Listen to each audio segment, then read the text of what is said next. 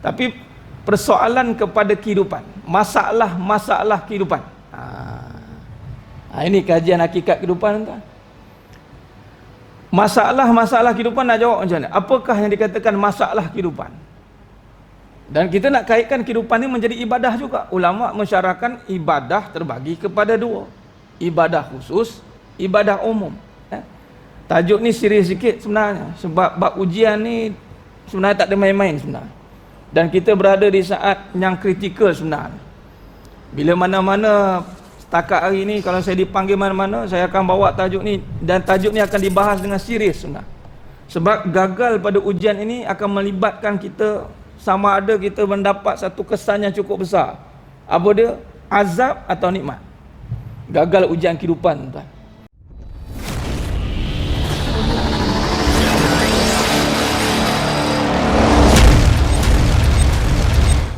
Assalamualaikum warahmatullahi wabarakatuh.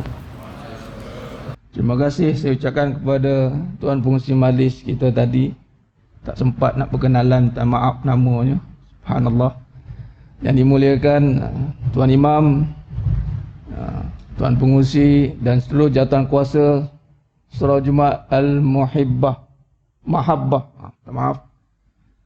Muslimin dan muslimat, hadirin dan hadirat. Para tetamu Allah yang dimuliakan pada malam yang penuh barakah. Mudah-mudahan kita semua tergolong dalam golongan hamba-hambanya yang benar-benar bersyukur. Amin ya rabbal alamin. Alhamdulillah summa alhamdulillah ala kulli ni'mah. Pertama mula dan selama-lamanya marilah kita sama-sama memanjatkan syukur kehadrat Allah Azza wa Jalla. Dalam arti kata sebenar-benar syukur yang hadir dari hati kita akan nikmat yang telah Allah berikan kepada kita. Nikmat apa dia? Seluruh nikmat. Kita pecahkan nikmat ni pada dua bahagian. Nikmat dari sudut dunia, nikmat dari sudut akhirat. Adapun nikmat dunia ni nikmat yang kita nampak depan mata sekarang ni, yang zahir, yang nampak itulah nikmat dunia. Adapun yang gaib itu tak nampak, kita boleh kategorikan sebagai nikmat akhirat dalam bentuk pahala. Contoh. Adapun nikmat dunia ni, nikmat yang kecil. Mensyukuri nikmat dunia ni dengan kita menukar dia menjadi nikmat yang besar. Hari ni kita bagi masa, Allah bagi masa di dunia, kita tukar jadikan dia masa untuk akhirat, yang ni pahala. Itu tanda syukur yang sebenar. Malah tingkatan syukur yang lebih tinggi itu adalah ingat pula kepada pencipta yang menjadikan seluruh nikmat dunia dan akhirat. Menyebabkan apabila kita benar-benar menghayati akan erti kesyukuran yang sebenar, maka menjadilah kita hamba-Nya yang sentiasa bertambah-tambah nikmat dalam kehidupan. Tak sempat habis lagi nikmat, tambah lagi. Ini janji Allah sedang Muhammad Allah SWT. La in syakartum la azidannakum wa la in kafartum inna azabi lasyadid. Barang siapa yang bersyukur pada Allah Subhanahu wa taala, Allah tambah nikmat. Makna tambah nikmat ni yang kita dok faham, nikmat yang nampak. Nikmat yang nampak dok tambah. Start akaun tak bertambah pun tak. Dia tengok nikmat yang nampak. Dia lupa nikmat yang zahir ini kecil sebenarnya. Ada nikmat yang kadang-kadang kita tak boleh nak ukur dengan mata kepala. Itulah nikmat iman, amal dan ketaatan. Bayangkan malam ni tuan-tuan sedang Muhammad Allah SWT, Allah pilih kita semua untuk ada dalam nikmat yang besar ni. Allah tambah nikmat, kita nak datang lagi, nak dengar lagi. Tak pernah kena erti bosan. Itu nikmat tu. Tak pernah kena erti bosan, nak dengar lagi, nak solat lagi. Tak pernah lagi lah saya jumpa. Tak tahulah kalau tuan-tuan jumpa sedang jemaah mata Allah SWT, jumpa orang lepas solat dia kata bosan. Tak tahu. Tu makna yang 2 kali Jumaat pergilah tu. Bosanlah solat ni, tak ada lagi. Tak ada lagi saya jumpa orang yang baca Quran, lepas baca Quran dia kata bosanlah baca Quran ni. Tak jumpa lagi lah. Tak jumpa lagi lah. Kalau datang majlis ilmu ni macam mana keadaan ustaz yang datang tu pun, tak ada lagi, dia keluar lagi, bosan lah. Tak ada. Itu antara nikmat yang Allah tambah tu. Bagaimana kita boleh mengekalkan prestasi untuk duduk dalam nikmat yang besar. Kita nak lagi. Nah. Apatah lagi lepas pada PKP sekarang PKPP. Noh nak sebut. PKPP sampai hang fikir sendiri. punya payah kita nak menguruh manusia ni. Allah izin kita untuk datang masjid rumah Allah ni. Ini satu nikmat. Nak datang lagi, nak datang lagi, nak datang lagi. Ini satu nikmat tuan-tuan. Walaupun kita 4 bulan tak datang. Dia kalau biasa, kalau dah lama tak pergi, nak pergi tu, orang kata start enjin payah. Cakap berita nak hidup tu 2 kali start. Atau cabut enjin tu. Kadang-kadang. Tapi kita ni dah lama tak datang, tapi nak datang lagi. Subhanallah. Tahniah tuan-tuan. Saya ucapkan tahniah dan syabas. Jarang orang cakap tahniah ni. Yang kali kita ucap masuk tahniah, anda datang lagi. Tahniah dan syabas, syukur pada Allah Ta'ala. Kerana Allah tambah nikmat tu Allah tambah nikmat. Jangan sampai satu tahap kita dah rasa bosan dengan keadaan nikmat akhirat dan kita mendambakan nikmat dunia. Itulah satu azab. Inna azabila syadid. Azab kau amat pedih apabila melihat dunia ni satu benda yang bosan. Azab ni bukan bermula pada akhirat di neraka. Azab ni apabila kita ada dunia jadi terbeban. Jadi beban kita pada perkara yang kita ada tu jadi bebanan balik. Jadi alhamdulillah sedang jemaah mata Allah SWT. Dan hari ni, malam ni sangat bertuah apabila Allah jemput saya. Dia kalau main dengan masjid ni tuan, perkataan dia Allah jemput. Tu je. Tuan-tuan datang malam ni atas jemputan Allah. Sebab tu saya akan acknowledge tuan-tuan, raikan tuan-tuan sebagai para tetamu Allah. Ni kita berada di rumah Allah ni. Walaupun HQ-nya headquarters di Makkahul Mukarramah, ini branch dia. Ini kita berada di branch. Adapun walaupun berada di branch cawangan, tetap dikira sebagai tempat sujud maka rumah Allah. Dan malam ni alhamdulillah dimuliakan dengan saya meraihkan tuan-tuan sebenarnya. Saya meraihkan datang taklah jauh mana pun. Taklah jauh mana pun, kalau perjalanan sejam je. Sekarang ni sejam tu kejap je sebenarnya. Sahabat kita datang dari Melaka. Melaka datang nak ambil rekod malam ni. Live online majlis ilmu. Alhamdulillah. Datang dijemput oleh Allah. Sebab apa? Nak meraihkan tuan-tuan. Saya niat saya datang nak meraihkan tuan sebagai tetamu Allah. Jadi saya lah kena suka dulu dengan tuan-tuan. Sebab nanti Allah tanya, suka tak dengan tetamu aku tu? Saya ditanya dulu. Saya kena suka dengan tuan-tuan walaupun pertama kali jumpa. Tuan-tuan tak suka dengan saya tak apa. It's okay. Itu dia. Saya kena suka dulu. Sebab saya meraihkan tuan-tuan sebagai tetamu Allah. Khair. Jadi sedang jemaah mata Allah SWT dengan masa yang ada ni, insya-Allah. Pada malam yang penuh barakah ni, seperti mana tajuk yang diberikan tadi, hakikat kehidupan. Hakikat kehidupan ni sedang jemaah mata Allah SWT ini satu kitab yang besar sebenarnya. Alhamdulillah Allah takdirkan saya seperti mana yang diperkenalkan sedikit dengan nama Farid Abu Aulia tu. Itu nama kunyah, nama gelaran tu Abu Aulia. Nama anak tu, anak yang pertama Abu Aulia. Bapa kepada Aulia. Anaknya yang pertama Raudatul Aulia. Tapi kalau tuan-tuan nak doakan bapa kepada wali pun boleh juga, aminkan jelah. Ni bapa wali ni. Abu Aulia tu wali-wali Aulia. Jadi nama Faridul Firdaus sebenarnya. Faridul Firdaus bin Zulkifli ta'aruf sikit. Allah takdirkan saya untuk mengarang kitab. Mengarang kitab dan alhamdulillah tadi sempat bisik dengan Tuan Haji kita, pengusi. Tuan Haji saya cakap sebelum PKP tu sempatlah saya buat kunjungan hormat dengan Sayyidul Samah Datuk Yusof, Mufti Negeri Sembilan, untuk serahkan kitab hakikat kehidupan. Adalah amalan yang diberikan akhir nanti insya-Allah saya berikan untuk sampaikan kepada tuan-tuan, amalan yang diberikan oleh Datuk Mufti untuk sama-sama kita amalkan insya-Allah. Jadi kitab ni besar, cuma tajuk malam ni itu tajuk besar tu hakikat kehidupan. Cuma saya nak highlightkan tajuk, dia panggil subtajuk dia adalah menghadapi tekanan kehidupan, hakikat ujian dan masalah. Dalam perbahasan hakikat kehidupan, kita mendalami tentang ujian dan masalah, persoalan, masail. Furuq al-Masail. Ada satu kitab Syekh Daud Al-Fatani. Kitab kuning. Dikarang semula, ditulis semula oleh almarhum Datuk Abu Hassan Dia Al-Hafiz. Tuan-tuan guru saya juga. Alhamdulillah. Tulis tajuknya Furuq al-Masail. Furuq pecahan kepada persoalan-persoalan furuq. Tentang agama. Ibadat kita.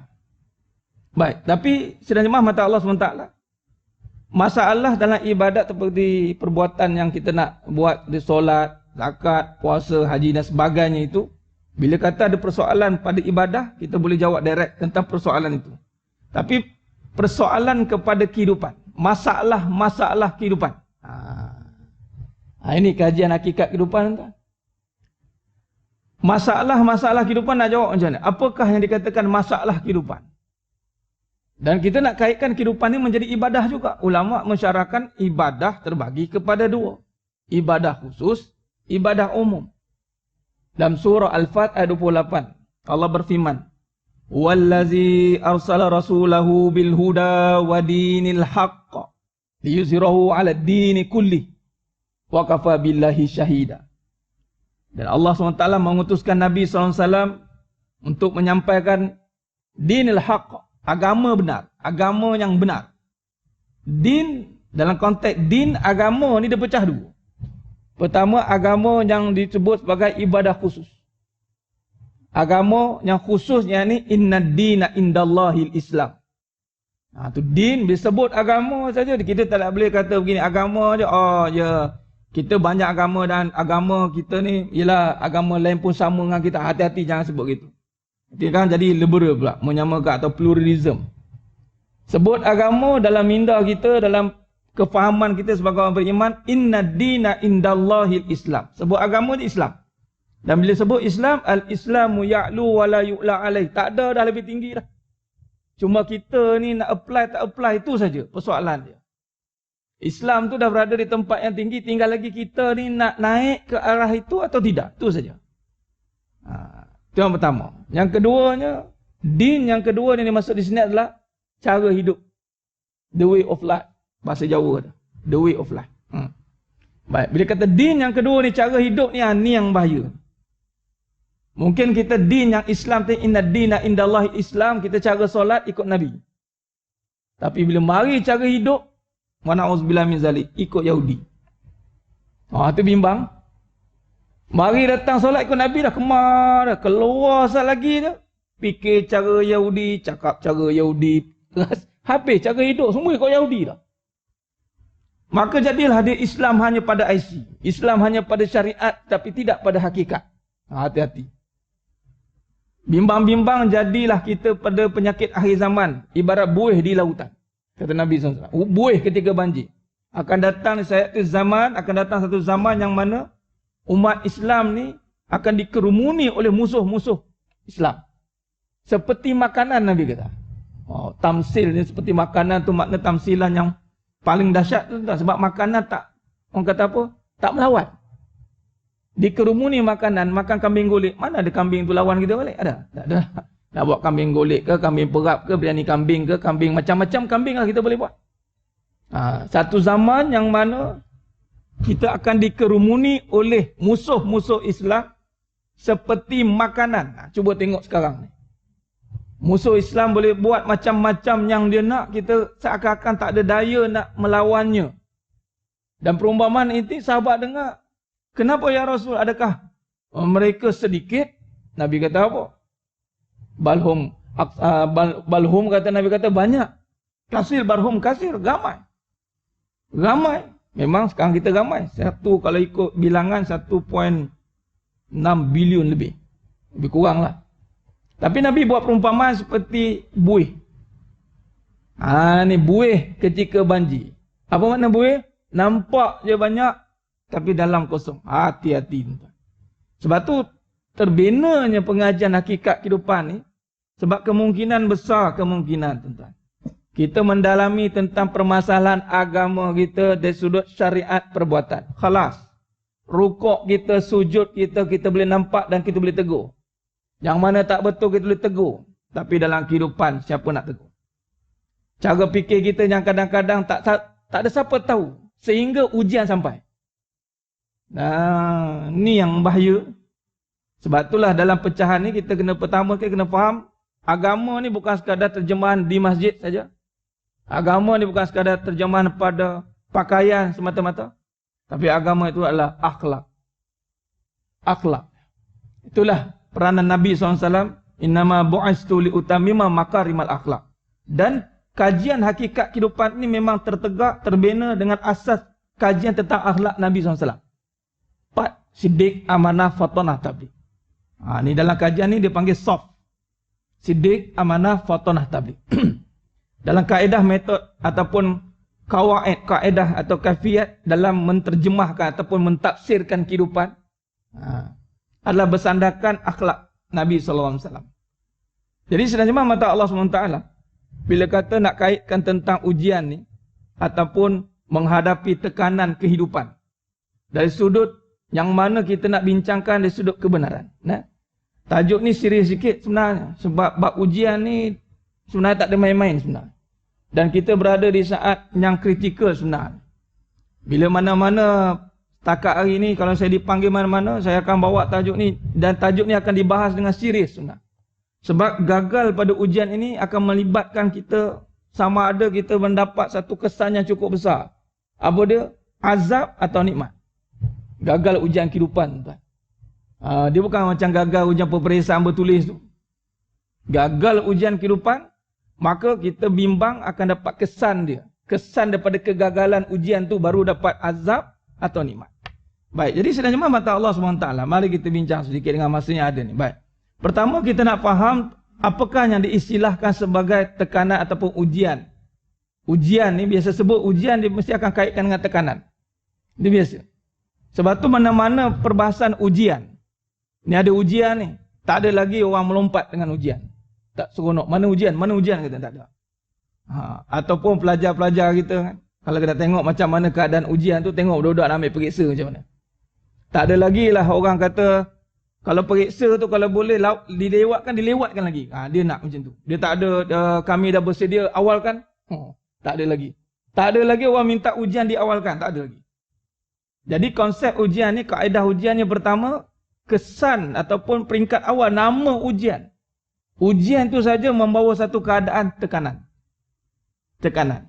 Jadi takrif yang pertama kalau kita boleh lihat, ujian itu adalah tekanan. Baik, kalau kita rujuk pada Al-Quran pula, surah Al-Baqarah 155. Yang mana takrif ujian ni disebut sebagai yang mana Allah menguji. Walanabluwannakum bisyai'im minal khauf.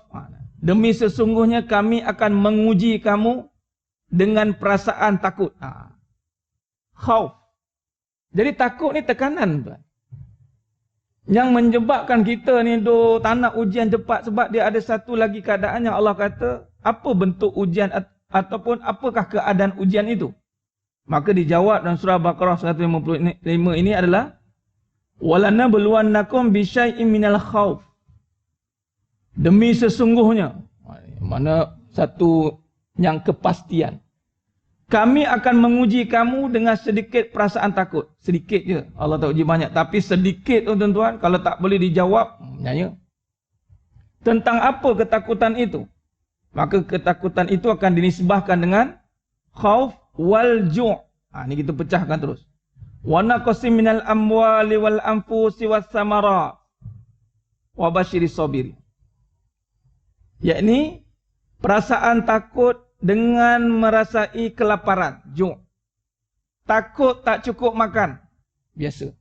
Malah kita hari ni, orang lelaki kita lah. Kalau pergi kerja tu, biasa nisbah perkataan kita keluar pergi kerja tu, kita akan cakap nak cari makan. Nah, sesuap nasi, cari makan. Orang boleh bergaduh dengan sebab tak makan tu, nyaman. Baik. Ketakutan kepada ju', lapar terus. Kelaparan, makna nisbah tak ada makanan. Satu. Wa naqsim minal amwal, kekurangan harta. Dua. Wal anfus, jiwa. Apa jiwa? Kematian. Wal anfusi was samarat, yang keempat, hasil tanaman.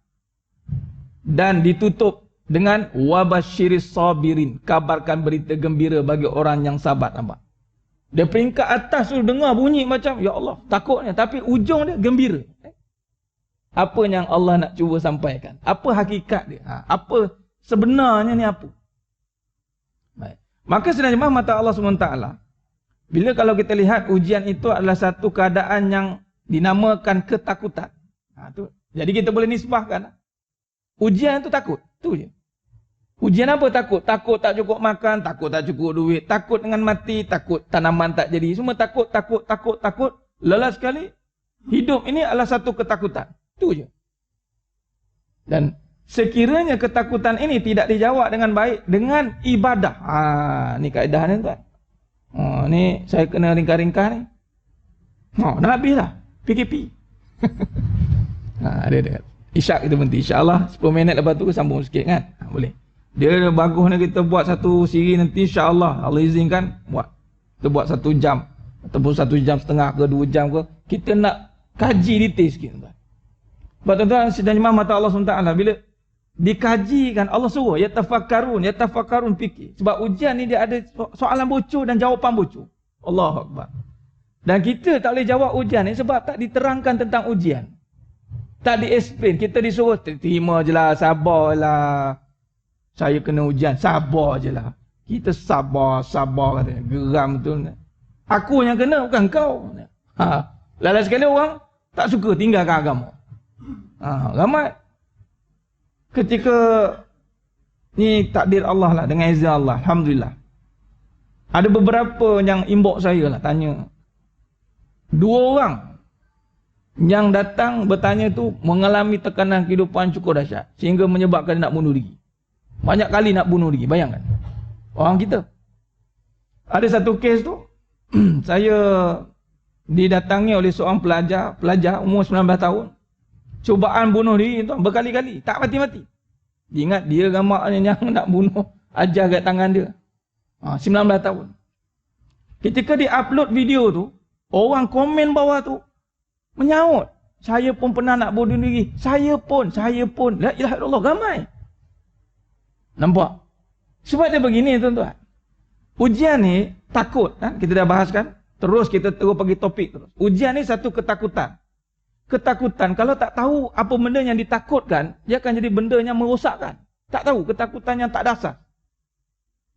Takut tak ada duit, takut lapar, takut ni ketakutan yang tak dasar sebenarnya ni.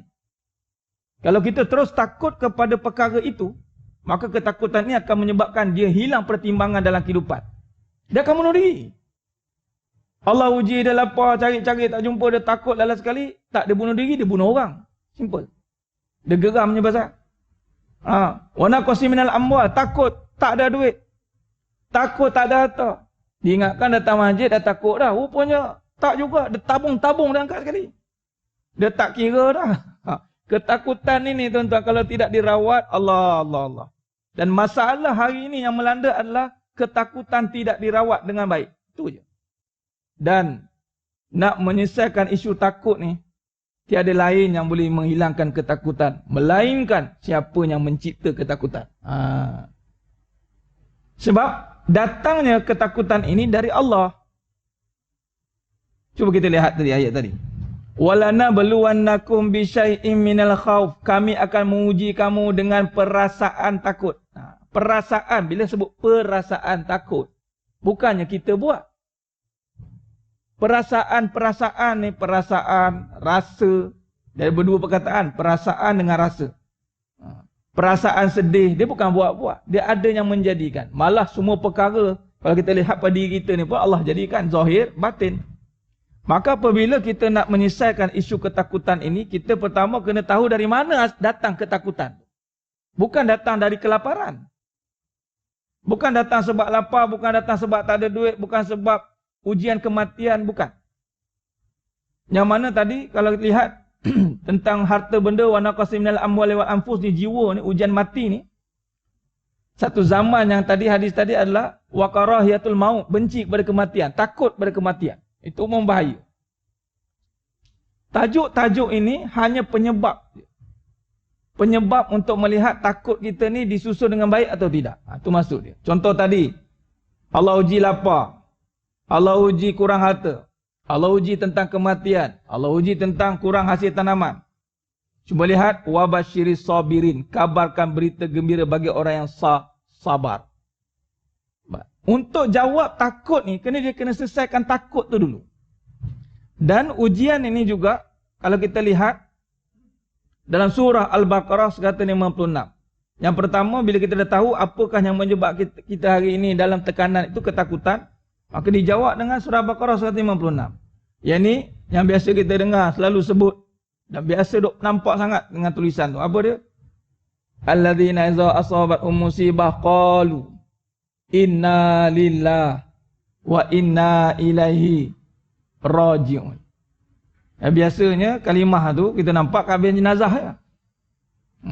Tapi sebenarnya kalimah itu sepatutnya diletakkan pada keadaan musibah. Itu musibah. Keadaan ketakutan, keadaan ujian, apa saja ketakutan dalam bentuk ujian, apa saja. Sehinggalah ujian ataupun musibah ataupun tekanan yang paling tinggi itu adalah kematian. Dalam level ujian kehidupan yang paling tinggi kematian, tuan-tuan. Ayat 156 tu Al-Baqarah tu, itu ujian kematian. Wa imma dengan ujian kematian pun Allah ajar kita, qalu inna lillah wa inna ilaihi raji'un. Berbalik kepada dari mana datang ketakutan tadi. Bahawa kita akan berbalik kepada sesungguhnya semua perkara, nyawa, takut kita ini dari Allah datang dan kepada Allah dikembalikan. Jadi sudah jemaah mata Allah Subhanahu Wa Taala. Bila kita pertama ni kita faham dulu keadaan ujian itu dan apakah isi kepada ujian itu tadi, ketakutan. Kemudian apa kita nak buat dengan ketakutan? Kita nak kembalikan kepada Allah. Takut. Bukan selesaikan dengan takut je. Contoh. Takut wana qasim minal amwal. Takut dengan kurang harta. Dia nak selesaikan takut kurang harta, dia cari harta. Selesai tentang agak. Orang yang takut tak ada duit, dia pulun cari duit. Agak-agak hilang tak takut dia? Dah. Duit dapat, takut tak hilang. Dia lebih takut pula hilang duit lepas tu. Dia ingat, contoh, tak ada duit ni. Dia pun abaikan ni, takut ni sebab tak ada duit ni. Maka dia duduk nampak kat situ. Dia nampak satu lapis je. Dia kata tak payah nak kaji-kaji ni sekarang ni, kita tak ada duit ni, takut sebab tak ada duit ni. Dia pun duduk berusaha lah.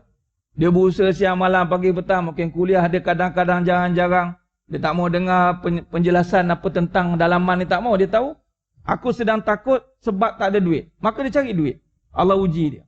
Ketika ada duit nak tanya, adakah ketakutan itu lebih takut atau di mana keadaan dia dulu? Contoh, sekarang ni dia jalan, dulu dia tak ada duit. Tapi sekarang dalam poket bawa 5,000. Agak macam mana? Nah, silap ada amgan. Dia mula fikir tengok kiri kanan. Ni karang. Nampak? Ketakutan tak selesai. Mungkin masalah dia tentang duit selesai. Takut tak selesai. Contoh lapar tadi. Dulu takut tak ada makan. Sekarang ni takut apa? Takut tak sedap makan pula. Nampak? Ujian tu takut tu tak hilang. Takut. Ini dia mula takut dia punya kemahuan, kehendak dia tak tercapai. Dia dulu makan ni takut tak ada. Sekarang ni takut dia pula lebih tinggi. Takut tak sedap pula. Tak sedap, takutlah sedap tak kedai ni. Oh, dia boleh pilih-pilih pula. Dulu melintang sapu, memuju lalu. Makan dia, tak apalah, takut ni pun okey lah ni. Jadi dia berusaha untuk cari makan. Dapat makan, tak selesai juga masalah. Sebab tu sedang jemaah mata Allah SWT. Kalau kita lihat, kalau kita kaji tentang sirah. Bagaimana umat-umat terdahulu. Ketika diberikan segala keperluan kehidupan mereka. Dari segi makanan cukup melimpah ruah. Sebagai contoh, kaum kufar, Quraisy, kafir Quraisy. Waktu itu mereka ni digelar sebagai golongan pedagang. Pedagang tuan-tuan. Mereka pedagang dan hebatlah dalam berdagang ni, hebatlah. Dalam keadaan kemuncak. Semua perkara ada, makan okey, tak ada kelaparan, harta banyak. Tapi di situ berlakunya keadaan yang lebih membimbangkan. Iaitu perebutan pula berlaku. Bunuh-berbunuh. Contoh dah maju-maju lain pula. Maka perebutan pula berlaku. Kerana apa? Isu ketakutan tadi tidak diselesaikan. Dia hanya menyelesaikan isu luaran saja. Sebenarnya sedang jemaah mata Allah SWT, Allah nak menguji kita ketakutan pada perkara itu untuk kita kembalikan takut itu kepada mana asalnya. Ini orang beriman cara tengok dia kena gitu. Hakikatnya kat situ. Walaupun syariat dia nampak tak ada duit. Itu syariat. Mengganggu perasaan. Tapi dengan jawapan apa tadi? Inna lillah wa inna ilaihi raji'un. Ini jawapan apa? Ini jawapan orang beriman. Sebab itu kalau kita lihat dalam surah Baqarah 155 tadi, wa basyiris sabirin, kabarkan berita gembira kepada orang-orang yang sabar. Sabar ni tentang iman. Asmaul Husna yang ke-99, sabur. Yang ke-99. Yang mana daripada satu maknanya kena mengenal Allah. Cara nak berhadapan dengan ujian ni tuan-tuan, rupanya Allah nak kenalkan dirinya yang maha berkuasa. Sebagai contoh, Allah uji sekarang kita dengan COVID. Ni bagi contoh tamsilan baru kita nampak. Ini tadi syarahnya. Tamsilnya begini. Tuan-tuan sedang jemaah mata Allah SWT, Allah bagi ujian penyakit yang kita takut dengan subjek tu. Katalah ni COVID, bubuh depan. Ni COVID, kita takut. Kita takut dan sekarang ni Allah buat COVID ni tak mati-mati. Sebenarnya Allah nak kenalkan siapa? Adakah Allah nak kenalkan COVID yang tak mati-mati ataupun COVID ni dijadikan oleh yang maha kekal? Sebab itu sedang jemaah mata Allah SWT, setiap ujian itu ada puncanya. Dari mana datang? Orang beriman ni dia akan pergi pada hakikat. Datanglah kita munajat. Di sini datangnya kenapa kita kena beramal. Kerana ada satu sisi permasalahan, ujian, tekanan kehidupan ini tidak boleh diselesaikan dengan syariat semata-mata. Tak boleh. Ubat. Contoh. Selama hari ini kita diberikan kefahaman bahawa sakit ubat, sakit ubat, sakit ubat. Sekarang sakit tak ada ubat. Sebab kita ingat sakit ubat, ubat sembuh. Nampak fikiran kita. Simple je. Padahal benda tu kalau dikaji dari sudut tercapai tak makam untuk wabashiri sobirin, tak tercapai. Yang gembira tu bukan sebab sembuh kerana ubat. Dia dapat kesembuhan dan dia kenal Allah yang menyembuhkan. Tu jadi gembira tu. Bukan sebab sembuh makan ubat. Sebab kalau sembuh kerana makan ubat, siap lagi dia akan minta ubat yang lebih power. Dia akan cari mana ubat. Tengok-tengok makan tak jadi pula. Dia cari ubat lagi. Ada tak ubatnya lagi? Ada tak ubat lagi? Dia tidak gembira. Sebab kalau kesembuhan kita hanya melihat pada ubat, percaya atau tidak, kalau ubat tu tak ada stok, penin. Penin kita. Kesembuhan, kegembiraan tu sebenarnya nampak orang beriman. Dia nampak bukan ubat itu, tetapi dia nampak bahawa sakit ada yang menyembuhkan. Ubat itu asbab. Syariat lah. Macam tadi, lapar tu asbab. Memang kita akan ada perasaan takut pada lapar. Tapi kita akan ingat lapar ni kait dengan apa? Razak, rezeki. Lapar ni kait dengan rezeki. Makan, suruh makan. Setakat hari ni tuan-tuan, bab makan, bab rezeki ni bukan aturan manusia. Rezeki ni di bawah aturan Allah. Dan setiap yang melata atas muka bumi ini, semuanya dijamin oleh Allah Ta'ala tentang rezeki. Maka ketika kita takut lapar dan kita kembali kepada perbahasan iman, maka kita tidak dipengaruhi dengan kelaparan yang merosakkan. Contoh lagi, contoh kekurangan harta. Harta ni tentang kait tentang apa tuan-tuan? Kalau kurang harta ni, dia kurang harta, dia kait dengan usaha. Usaha tuan-tuan. Hari ini contoh PKP, lagi sekali kita ambil ibrah PKP. Bila usaha kita berkurang, usaha, kita dah tak boleh keluar, tersekat sekejap, kurang harta.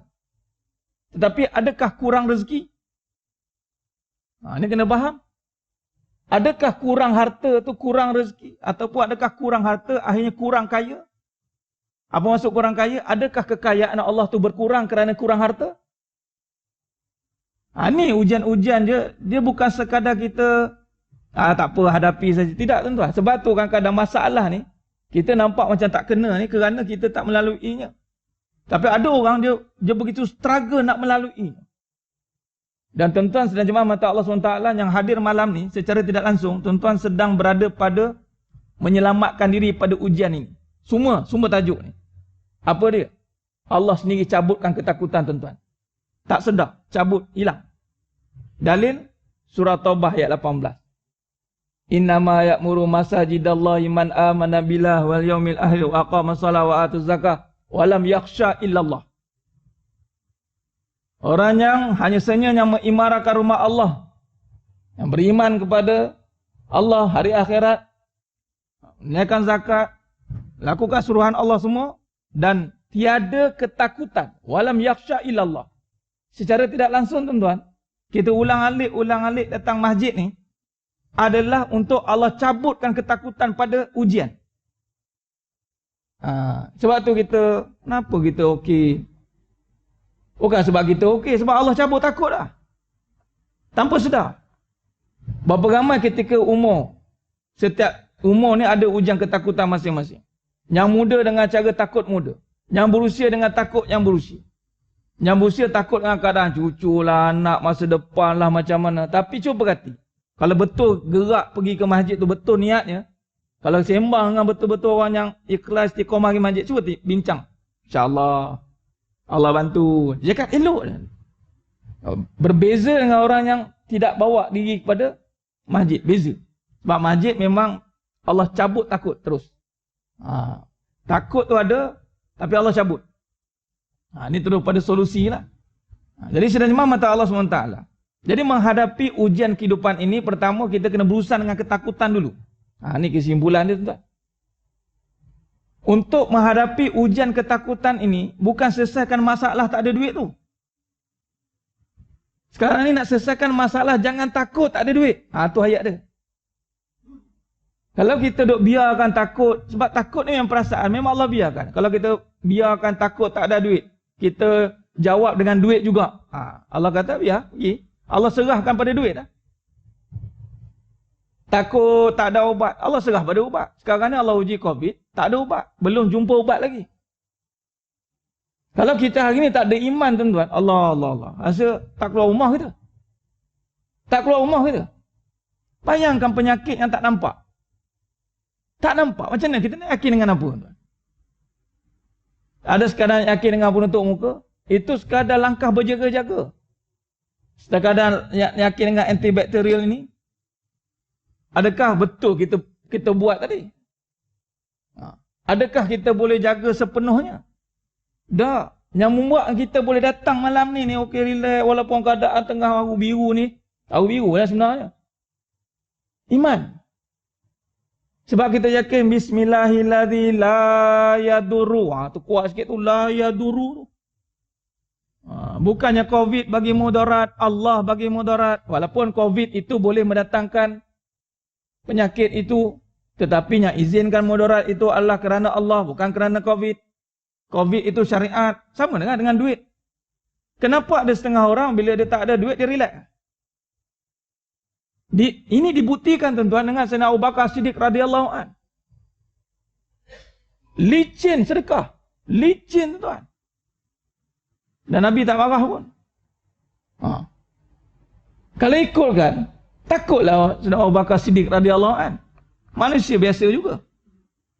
Kalau ikutkan, ketika 13 tahun Nabi dan sahabat duduk di Mekah, tak buat kerja sebab takut. Takut kena bunuh, takut kena ancam. Tapi umat Islam ni, yang mana benar-benar melihat akan kebesaran Allah di saat ujian datang, maka mereka tidak ada ketakutan. Malah mereka berhadapan pula dengan musuh yang berhadapan tadi. Macam Umar Khattab radhiyallahu an. Ketakutan tu hilang bukan sebab kita menyelesaikan masalah tu masih ada. Persoalan duit tu masih kejap ada, kejap tak ada. Kejap ada, kejap tak ada. Siap bank pun dah setting dah.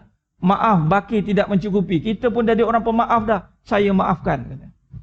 Kita lapang dada je maafkan. Bank pun tahu dah. Kejap lagi duit dia bukan selalu ada ni pun. Setting siap-siap lah kod ni. Maaf, baki tidak mencukupi. Apa ramai orang baki tidak mencukupi tuan? Nampak? Jadi masalah tetap ada. Sakit sihat tetap ada. Ini adat kehidupan. Siang malam, pasangan, hidup mati, itu ada. Tetapi ketika ujian itu kita jawab dengan punca dia. Takut, selesaikan takut dulu. Jadi nak hilangkan ketakutan ni tuan-tuan, memang mau tidak mau, suka tidak suka, kajilah macam mana pun. Dalam kajian-kajian motivasi manalah, barat ke apa, biasa barat ni yang buat kerja-kerja macam ni. Nak hilangkan ketakutan, inferior, kita nak semangat, dia buat macam-macam training lah. Pijak kaca lah, makan kaca lah. Konon-konon nak hilangkan takut, buat team building macam-macam. Tapi takut bukan hilang dengan cara begitu tuan-tuan. Takut akan hilang bila kita kembalikan takut itu pada Allah. Dengan kita benar-benar takut dengan melaksanakan suruhan Allah. Hilang. Bila ketakutan hilang pada makhluk, lam yakhsha illallah, barulah makhluk tu akan pergi. Contoh orang kena sampuk lah. Orang kadang-kadang datang, Ustaz, Allah jin ni Ustaz ganggu saya. Dia ganggu sebab kita takut kat dia. Tapi jangan cabar dia. Mana. Bongkak pula. Dia buat tak tahu. Kamu makhluk, aku makhluk. Kamu boleh mati, aku boleh mati. Kita sama. Tapi aku lebih sikit, aku khalifah. Kamu pimpinan. Jawab gitu. Kalau berani dialog je tu okey lah. Kadang Allah takut Ustaz. Lagi takut lagi ada. Sebab takut tu masih ada. Ketika takut tu dikembalikan kepada Allah. Barulah masalah tu boleh kita uruskan. Nah, tu kaedah dia. Baik. InsyaAllah. Bila azan tu kita buat kesimpulan insyaAllah. Allahumma salli ala Muhammad wa ala ali Muhammad.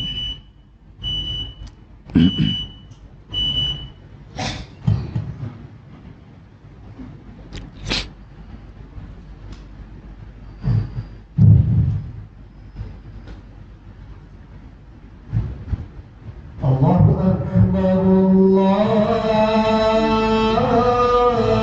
Allahu Akbar.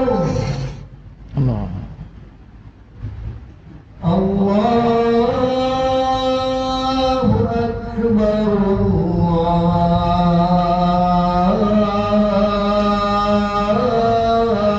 Allahu Akbar. Allah. Asyhadu an la ilaha illallah.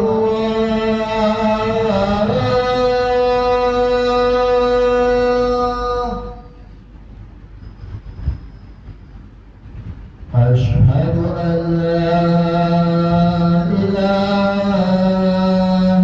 illallah.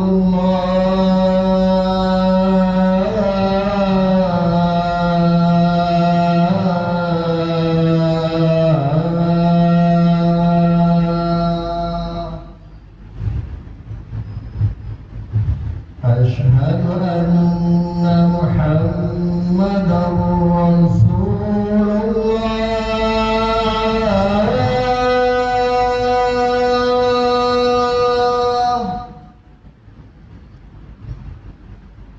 Asyhadu anna Muhammadar Rasulullah.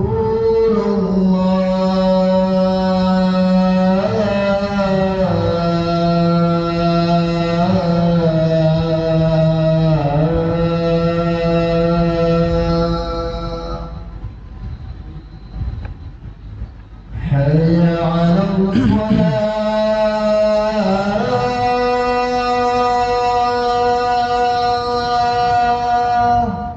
La haula wala quwwata illa billah. Hayya 'alal salah.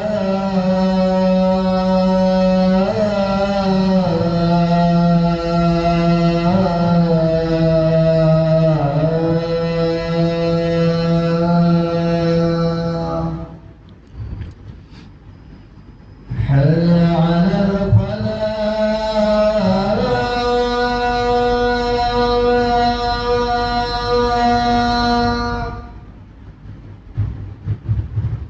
Hayya 'alal falah.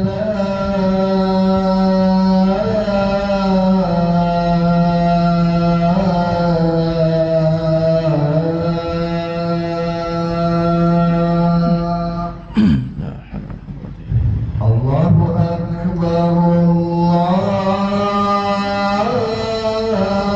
Allahu Akbar. Allah. Allah. La ilaha illallah.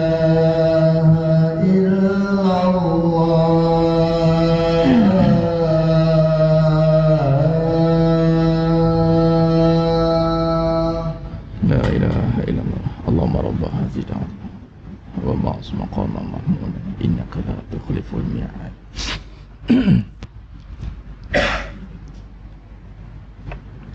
Allahumma salli ala Muhammad wa ala ali Muhammad. Sedang mata Allah Subhanahu wa taala. Khair, kita buat kesimpulan pada tajuk yang kita bincangkan pada malam ni. Khair.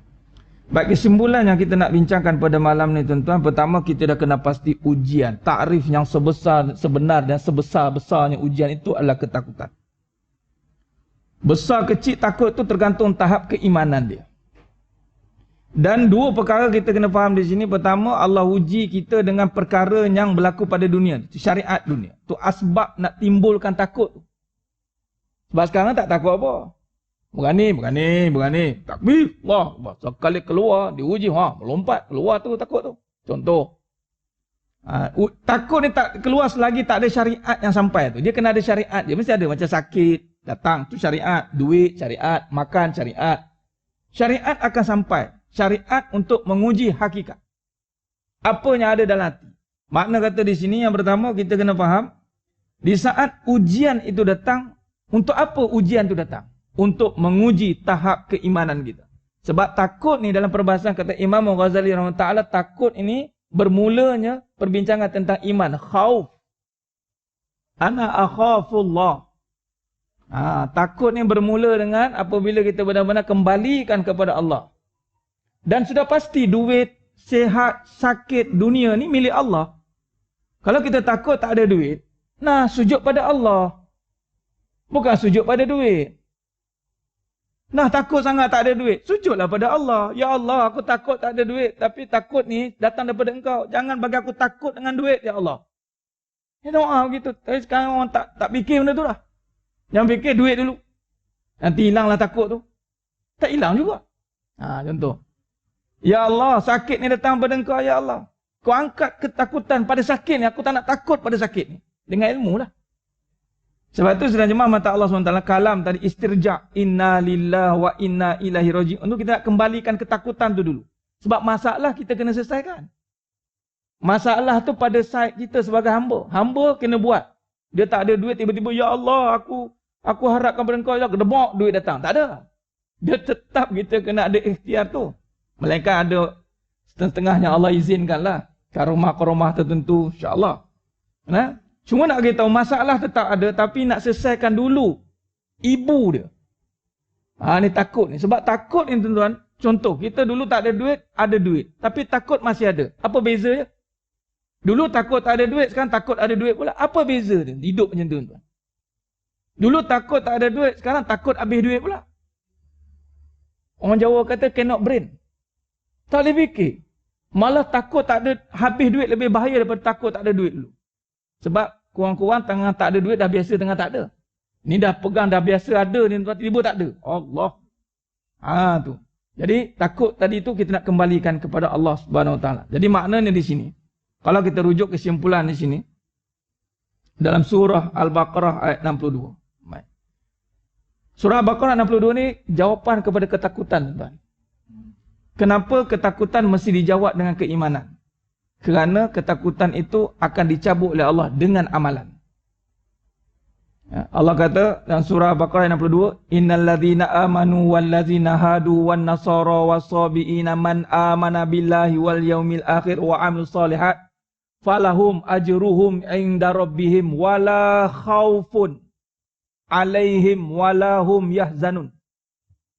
Innal ladzina amanu wal ladzina hadu wan nasara was-sabiina man amana billah. Siapa pun di kalangan Nasara was-sabiina man amana billah, dia beriman kepada Allah, hari akhirat, wa amilus solihat. Iman pada Allah, hari akhirat mana ikhlas ni. Beramal soleh dengan ikhlas. Apa kata Allah? Falahum ajruhum inda rabbihim. Maka pahala yang banyak di sisi kamu. Arti kata lain, kata kunci di sini untuk menghilangkan ketakutan ini adalah dengan pahala. Apabila pahala dicurahkan kepada seseorang itu, maka hilanglah ketakutan dia. Kerana Allah kata apa? Wala khaufun alaihim wala hum yahzanun. Tiada ketakutan, tiada kebimbangan atas perkara buruk yang bakal berlaku pada kamu. Malah ayat ini menceritakan tentang ujian yang paling besar pula kita akan hadapi. Setiap orang akan melalui, saya, semua tuan-tuan. Apa dia? Kullu nafsin za'iqatul maut. Sekarang mungkin kita boleh rasa nampak macam okey, tapi di saat itu tak ada apa lain yang boleh tahu melainkan amalan. Jadi amalan itulah akan menjadi peninding, pendamping kita. Amalan yang banyak, yang benar, yang banyak maksudnya yang benar-benar takut pada Allah, Allah campakkan dalam hatinya pahala, ketenangan, wala khaufun alaihim wala hum yahzanun. Tak ada ketakutan, tak ada kebimbangan. Allah hantar malaikat tuan-tuan bagi penasihat. Jangan takut, jangan bimbang. Contohlah macam contoh kita tak ada duit, sekali banker datang, jangan takut, jangan takut. Saya ada duit, jangan takut. Macam itulah. Macam anak-anak kita, dia tak ada duit, bapak datang. Jangan takut nak, bapak ada duit nak. Pilih apa yang nak. Bapak bayar. It's okay. Anak pun okay, beres. Kita dah tak ada apa nak buat. Dah tak tahulah macam mana nak hadapi. Allah datang dengan hantar malaikat. Jangan takut. Aku yang memiliki segala-galanya. Itu yang kita nak. Jadi sidang jemaah mata Allah SWT. Jadi penutupnya, bertepatanlah dengan apa yang saya nak kongsikan dengan amalan kita jumpa dengan Mufti Negeri Sembilan tu esok. Beliau kata apa? Saya minta Tok, cuba bagi amalan sikit. Boleh saya kongsi-kongsi. Amalan ni dapat daripada Tok Murtadah, almarhum Mufti dulu. Apa amalan untuk berhadapan dengan ujian? Dengan kehidupan semua perkara. La haula wala quwata illa billahil aliyyil azim. Nampak mudah tuan? Nampak mudah. Sambung belakang. Wala manja minallah. Wala manja minallah. Illa ilaih. Illa ilaih. La haula wala quwata illa billahil aliyyil azim. Itu hadis Nabi SAW. Tiada daya, tiada kuasa. Sebab takut ni tak ada daya tuan. Apa yang boleh menghilangkan takut? Duit tak boleh. Lapar tak boleh. Sebab tu apabila ketakutan menyerang seseorang itu, kalau dia tidak kembali kepada Allah, maka ketakutan itu akan merosakkan diri dia. Maka letakkan pada la haula wala quwata illa billahil aliyyil azim wala manja. Tidak boleh tidak lari daripada Allah. Wala manja minallah. Tak boleh lari pada Allah. Illa ilaih. Kena ke Allah juga. Bila datang ketakutan, tak boleh lari. Jangan lari. Contoh dengan COVID ni, mungkin tadi kata nak imarahkan balik masjid. Jangan lari pada masjid. Nak tak nak kena datang juga ke masjid. Kita tak ada solusi lain. Wala manja minallah illa ilaih. Tu boleh diamalkan. La haula wala quwata illa billahil aliyyil azim. Wala manja. Wala manja minallah illa ilaih. Melainkan hanya kepada Allah. Itu dia. Itu ibu dia. Sebab ketakutan ni kita tak boleh nak uruskan, melainkan Allah yang uruskan ketakutan kita. Kita uruskan kerja kita lah. Tapi ketika Allah tak ambil alih ketakutan tu, macam mana nak selesaikan masalah? Sebagai contoh macam bom. Dipanggil team tactical team.